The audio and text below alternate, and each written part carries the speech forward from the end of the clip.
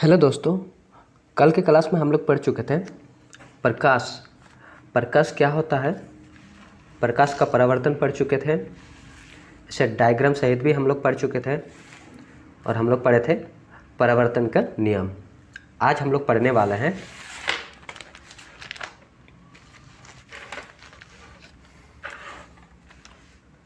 आज हम लोग पढ़ेंगे मिरर यानी दर्पण। देखिए, दर्पण दो तरह का होता है। एक होता है समतल दर्पण जिसे हम लोग प्लेन मिरर कहते हैं, और दूसरा होता है गोलीय दर्पण जिसे हम लोग कहते हैं स्फेरिकल मिरर। ठीक है। अब स्फेरिकल मिरर का दो भाग होता है।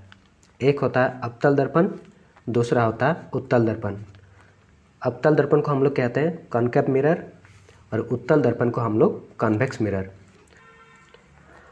अवतल दर्पण का पॉलिश बाहर तरफ किया रहता है और उत्तल दर्पण का पॉलिश अंदर तरफ किया रहता है। ठीक है।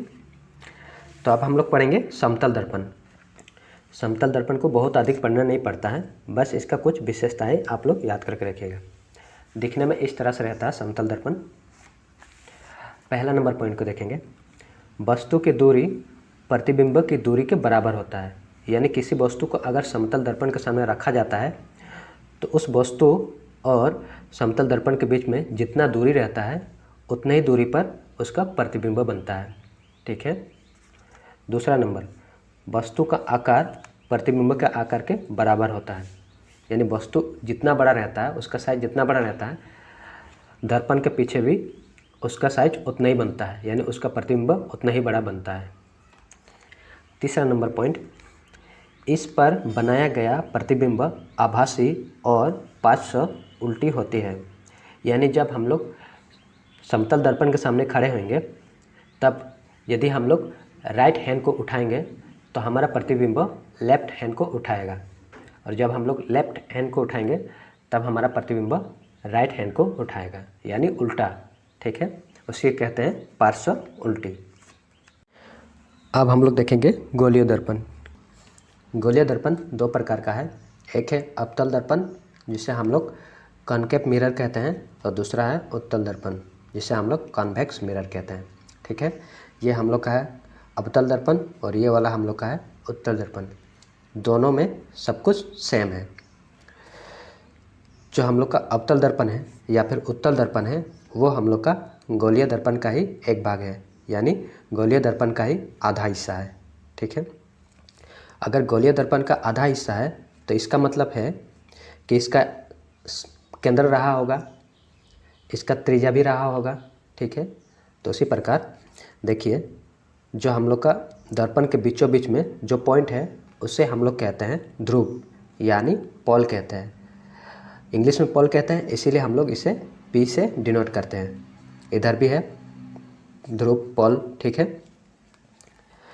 और बीच में जो पॉइंट है उसे हम लोग कहते हैं केंद्र, यानी सेंटर। इसे हम लोग कहते हैं वक्रता केंद्र। इंग्लिश में हम लोग कहते हैं सेंटर ऑफ कर्वेचर। ठीक है। इधर भी है वक्रता केंद्र, सेंटर ऑफ कर्वेचर। सी और पी को जो लाइन जोड़ता है ये हम लोग का है त्रिज्या, जिसे हम लोग आर से जानते हैं, आर से डिनोट करते हैं। इसे हम लोग कहते हैं वक्रता केंद्र।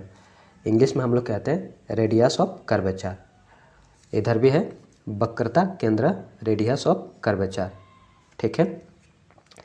एफ, सी और पी के बीच में जो पॉइंट है उसे हम लोग एफ से जानते हैं, जिसे हम लोग अक्ष कहते हैं। इंग्लिश में हम लोग कहते हैं फोकस। और जो हम लोग का स्मॉल एफ है वो कैपिटल एफ और पी को जोड़ता है। कैपिटल एफ और पी को जोड़ते हैं, इसे हम लोग कहते हैं फोकस लेंथ, यानी फोकस लंबाई कहते हैं। ठीक है।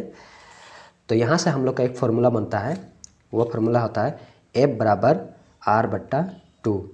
एफ बराबर आर बट्टा टू, क्योंकि देखिए यहाँ से यहाँ तक लंबाई आर है और एफ है हम लोग का स्मॉल एफ। यहाँ से यहाँ तक हम लोग का स्मॉल एफ की लंबाई है, यानी एफ जो है वो आर का आधा है, यही हम लोग का फॉर्मूला बन जाता है और यहाँ से डायरेक्ट सवाल पूछा जाता है। ठीक है जी। आज के क्लास इतना ही। नेक्स्ट पार्ट में हम लोग देखेंगे कि अवतल दर्पण और उत्तल दर्पण में इमेज किस तरह से बनता है और कहाँ कहाँ पर बनता है। ठीक है जी, मिलते हैं नेक्स्ट पार्ट में।